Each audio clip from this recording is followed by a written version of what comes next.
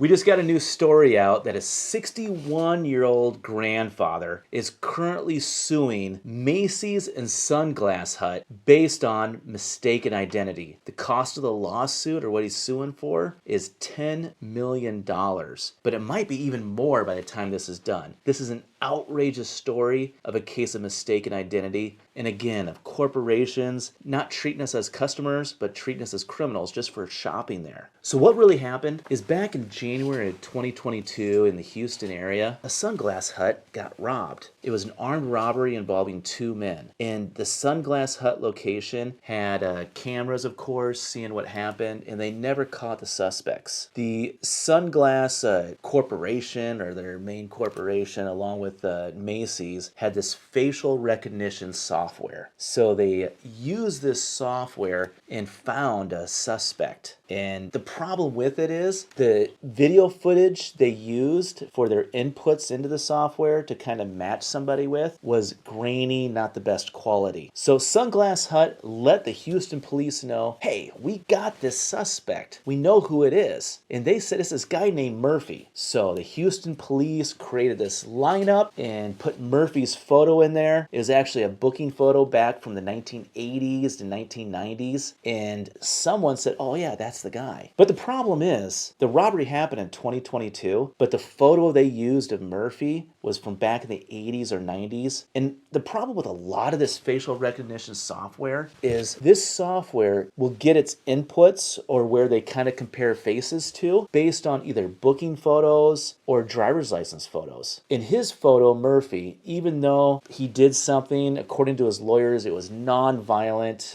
non-threatening, I guess, back in the 80s and 90s, well over 30 years ago, he completely rehabilitated. Someone says, oh, that's the guy. That's a little suggestive, because the lawyers are claiming that the person who identified Murphy spoke to loss prevention before they made the photo lineup identification, so that may have tainted the photo itself. But what the worst part about this is, Murphy, he was living in California at the time of the robbery. He was nowhere even close to being in Houston, Texas. So it wasn't him. That didn't stop Sunglass Hut from going forward. Murphy came back to Texas sometime later to renew his license. While he was at the DMV person noticed that there was a warrant out for his arrest, because at this time, the Houston police issued a warrant for him. Murphy was arrested, and unfortunately what happened, he had to spend the next 10 days in jail. According to his lawyers, he was beaten, he was sexually assaulted during that 10 days, all for a crime he didn't commit. Thank goodness he had a lawyer at the time. The lawyer was able to show that, hey, Murphy was nowhere even close to this place at that point. He was living in California, and the DA agreed and dismissed the charges. So of course, that 10 days of his life is gone, so he's suing Sunglass Hut, Macy's, and the parent company for that. And it just shows the flaws of facial recognition software and how these companies are using it to try to get suspects,